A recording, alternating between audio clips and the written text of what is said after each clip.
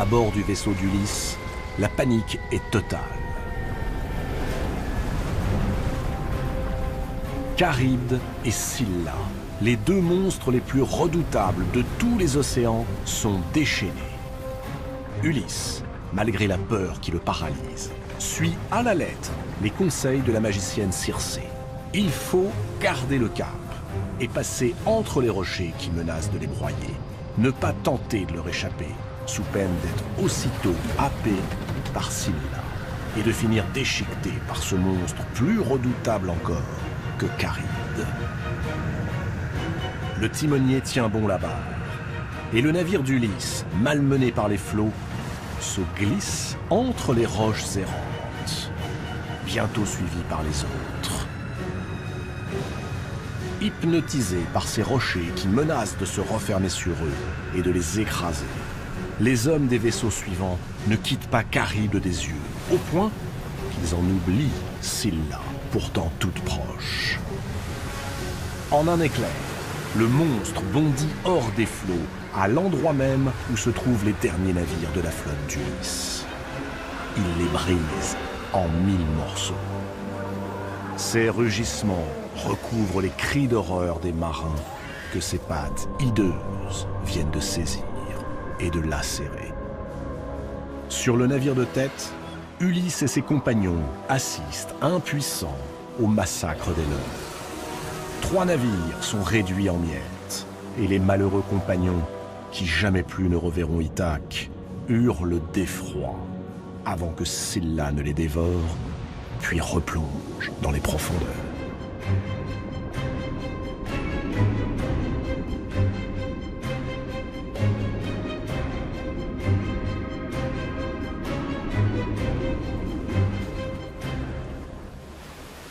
La flotte d'Ulysse, désormais bien réduite, s'éloigne à grand-peine.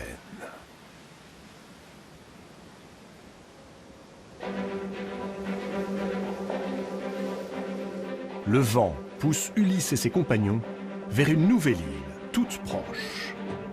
Tous alors redoutent quelques nouveaux sortilèges.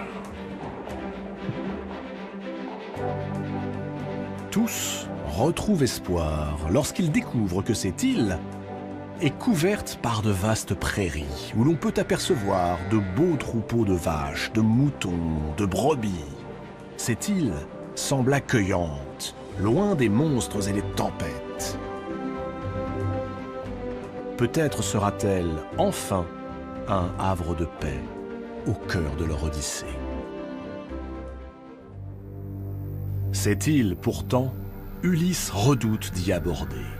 C'est l'île du Trident, l'île des troupeaux du dieu Hélios.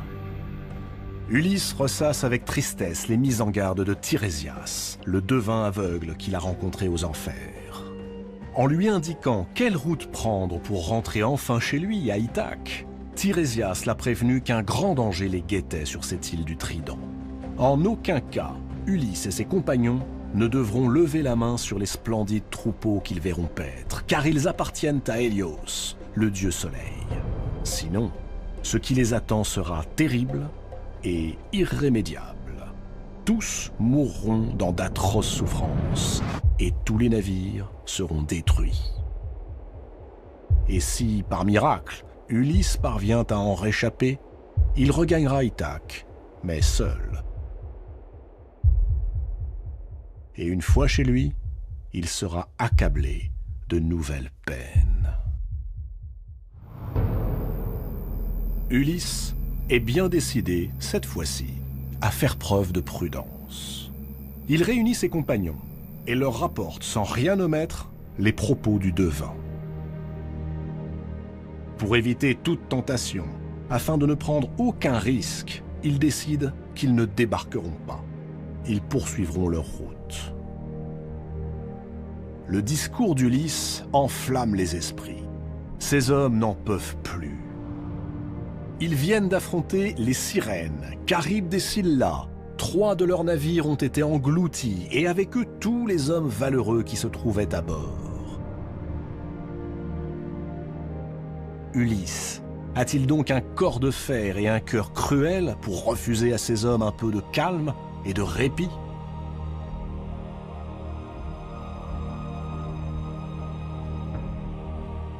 Après tout ce qu'ils viennent de vivre, ils veulent se reposer. Et cette île du Trident, demeure du dieu Soleil, leur tend les bras, hospitalière. Même Euryloque et Polythès, fidèles parmi les fidèles, se joignent aux protestations des marins d'Ulysse. Alors, Ulysse, épuisé, s'incline. Mais il leur fait jurer de ne pas toucher au troupeau d'Hélios. Les marins prêtent serment, puis jettent l'ancre et débarquent sur le rivage.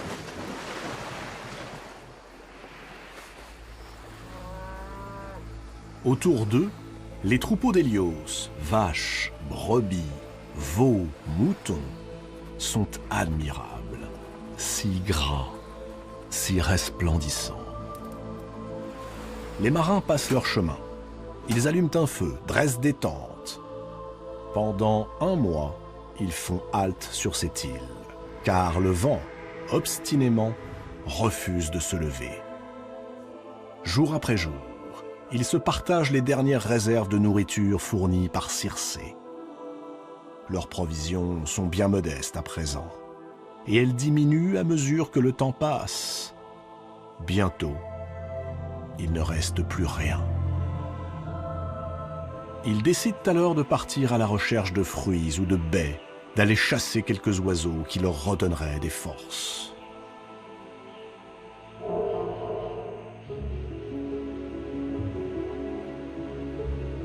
Ulysse s'écarte du groupe. Il a besoin d'être seul. Il s'engage dans la forêt. Il songe à Pénélope, sa femme, à Télémaque, son fils, dont les sirènes, par leur chant mélancolique, ont ravivé le souvenir. Exténué, il s'écroule au pied d'un arbre et se laisse envahir par le sommeil. Lorsqu'il se réveille, autour de lui, le silence est total. Plus le moindre bruit. Intrigué, Ulysse se hâte vers le rivage. Quelque chose l'étonne. Il n'entend plus mugir les vaches au large front, ni bêler les brebis grasses au lourd pelage. À mesure qu'il s'approche de son navire, un doux fumet se répand autour de lui.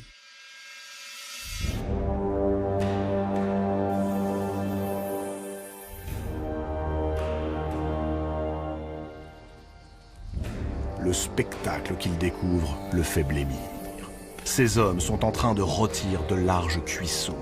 Ils brûlent les graisses de dizaines de bêtes égorgées, écorchées, hachées, embrochées. Les bêtes du dieu Soleil.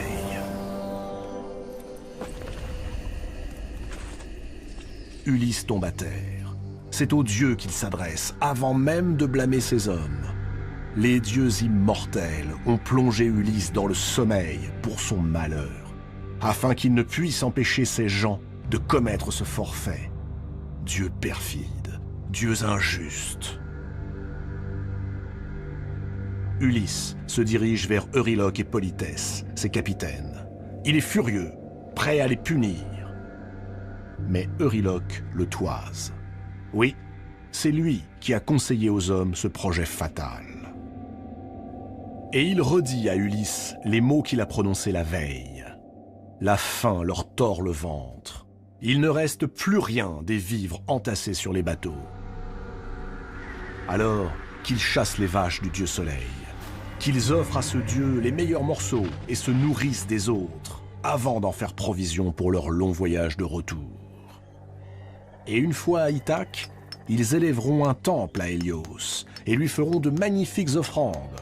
Le dieu Soleil comprendra. Et s'il leur garde rancune et veut détruire leur navire, eh bien tous préfèrent mourir d'un coup, sur les flots, plutôt que périr de famine sur cette île déserte.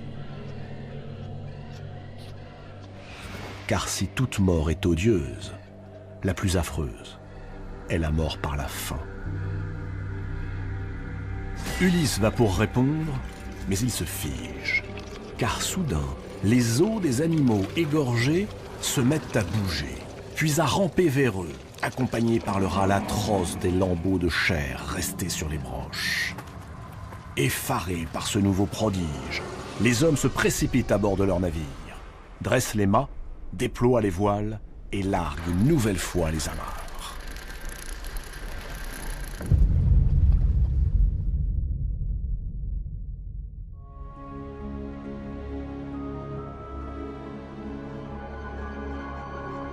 À Hélios, le dieu soleil, les divinités qui peuplent les cieux ont rapporté toute la scène. Ces troupeaux magnifiques pourchassés par les marins d'Ithaque, puis cernés, décimés, grillés.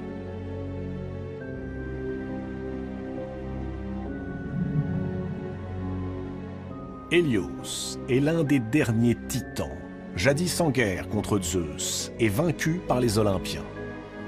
Zeus lui a conservé ses pouvoirs et ses prérogatives. Et chaque matin, Hélios s'élance dans le ciel sur son char tiré par 4 chevaux ailés et répand sur la terre la chaleur du soleil jusqu'à ce que la course de son char l'entraîne derrière l'horizon, à l'ouest, au pays des Hespérides, là où tombe la nuit. Hélios fait irruption sur l'Olympe. Il exige que Zeus fasse payer à Ulysse et à ses compagnons le meurtre de ses troupeaux. Zeus a-t-il oublié que chacune de ces bêtes sacrées symbolise un jour de l'année? Elles étaient 365 dans les prairies de l'île du Trident, une par jour et par nuit. S'il vient à en manquer une seule, Zeus le sait, l'ordre des jours sera perturbé. Mais là, c'est une hécatombe. Toutes ont été massacrées.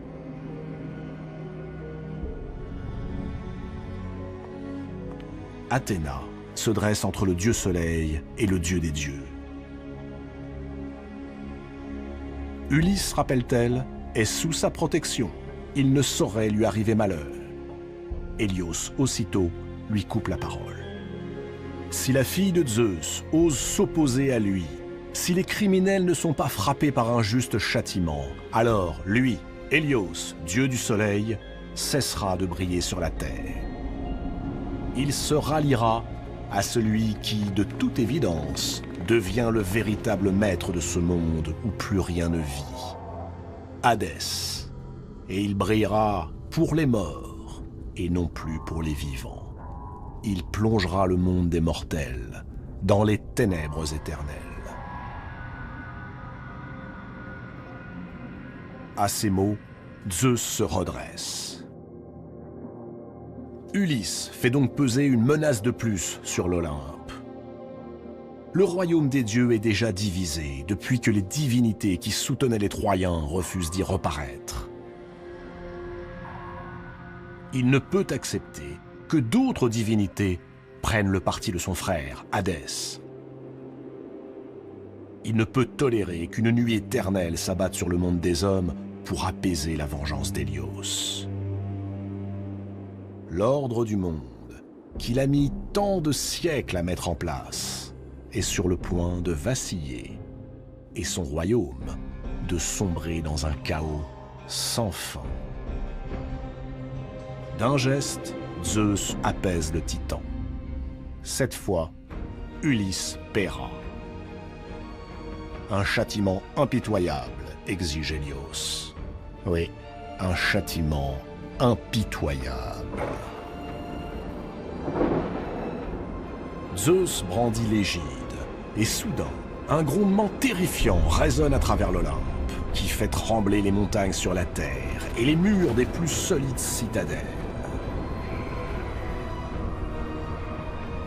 Aussitôt, les vents se déchaînent en rafales, arrachent les étais des mâts qui tombent sur le pont et fracassent la tête du timonier. La mer est démontée. La foule s'abat sur le navire d'Ulysse. Les marins, les uns après les autres, sont précipités par-dessus bord. Ulysse aperçoit Euryloque et Polythès emportés par une vague gigantesque.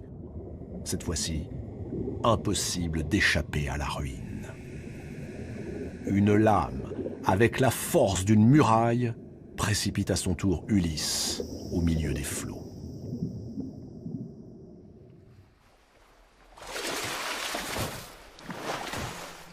Les vents emportent Ulysse à la dérive et le ramènent à quelques brasses de Charybde et de Scylla.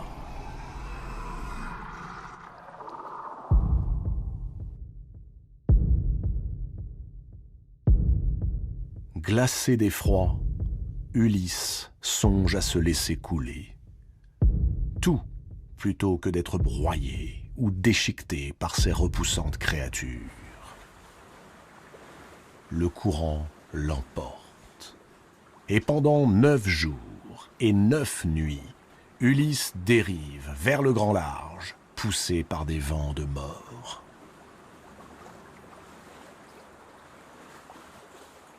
À l'aube du 10e jour, alors qu'il manque de lâcher prise, les vagues le font rouler sur une plage inconnue. À bout de force, Ulysse perd connaissance.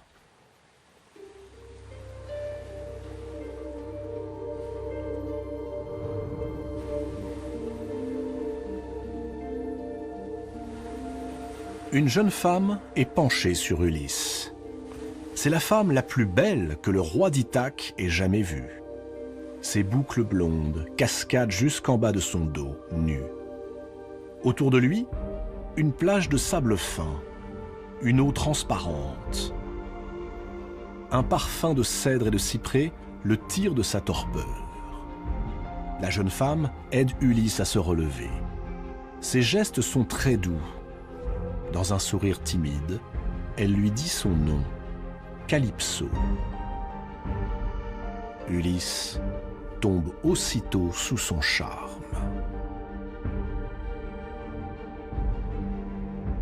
Calypso règne sur cette île depuis des temps immémoriaux.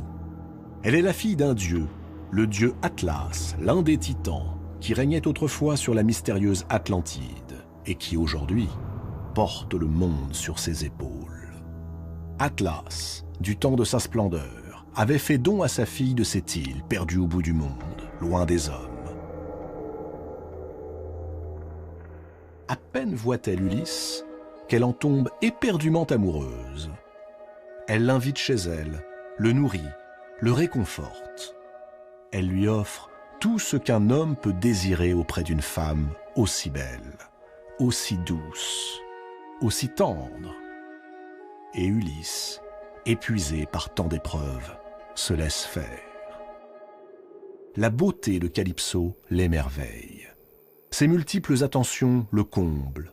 Et cette île est une île comme il ignorait qu'il pouvait en exister sur Terre.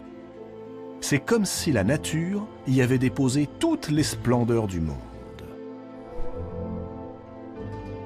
Ulysse aime Calypso et Calypso aime Ulysse. Il y a entre eux une force qui dépasse tout ce que les dieux peuvent imaginer. La force de l'évidence, plus puissante encore que la force du désir, qui pourtant les pousse l'un vers l'autre. Les semaines passent, puis les mois. Ulysse et Calypso vivent des heures merveilleuses. Un jour, Calypso entraîne son amant vers l'une des plus belles plages de l'île. Là, elle fait serment de l'aimer pour toujours. Et pour preuve de cet amour, elle lui offre l'immortalité.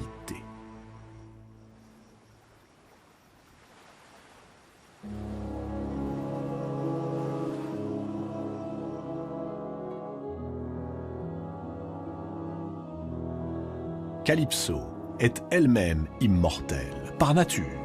Les sources, les grottes, les plages lui obéissent, et elle a décidé d'en faire, sur cette île, des lieux de bonheur et de félicité. Mais que fera-t-elle de toute cette beauté une fois que l'âge aura emporté son bien-aimé Ulysse loin d'elle? Elle peut lui offrir ce que tout homme, pense-t-elle, désire plus que tout, l'immortalité. Tout homme, sans doute. Mais Ulysse éprouve quelque gêne à cette idée. L'immortalité. Aussitôt lui revient le souvenir de son ami Achille, qui préféra une mort dans la force de l'âge en échange d'une gloire immortelle, et qui, aujourd'hui, regrette amèrement ce choix, alors que son ombre peuple le monde des morts. Mais un autre souvenir obsède Ulysse, celui d'un prince nommé Titon. Son histoire est bien connue des mortels. Titon était un jeune homme d'une exceptionnelle beauté, si beau que la déesse de l'aurore, Éos, en tomba folle amoureuse. Un beau matin, elle l'enleva et l'emporta avec elle en son royaume. Mais seules les déesses et les dieux vivent éternellement, pas les mortels. L'aurore vécut toute une année, puis une autre, puis encore une autre, aux côtés de son beau prince. Un jour, elle remarqua une ride, puis un pli sur la peau, puis un cheveu qui commençait à blanchir et un autre à tomber. Elle se rendit alors sur l'Olympe et pria Zeus d'offrir à son bel amant l'immortalité. L'immortalité accordée à un mortel. Le maître de l'Olympe n'a jamais goûté que l'ordre du monde fût changé. Aux dieux, l'immortalité, aux hommes, la vie brève. Point final.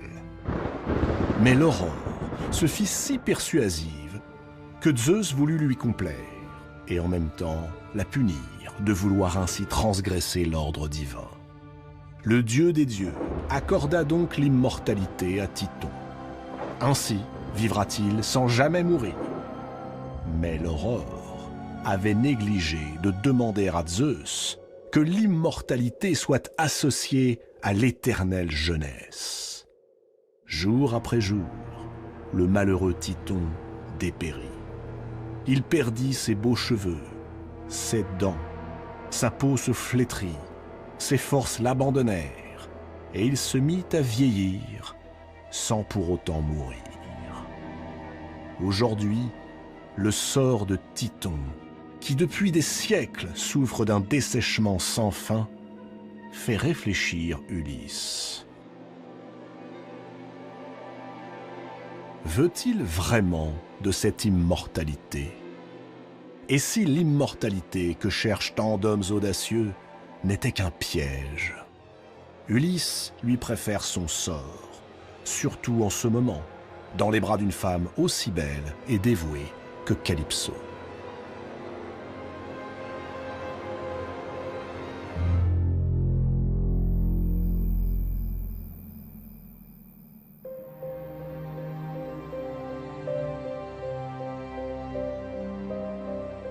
Du haut de l'Olympe, Athéna n'a rien perdu de ces échanges.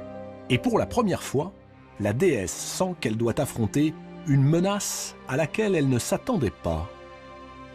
En refusant l'immortalité que Calypso lui propose, Ulysse refuse tout simplement d'être associé aux dieux et aux déesses. En choisissant sa condition d'homme mortel, Ulysse s'éloigne un peu plus du monde des dieux immortels.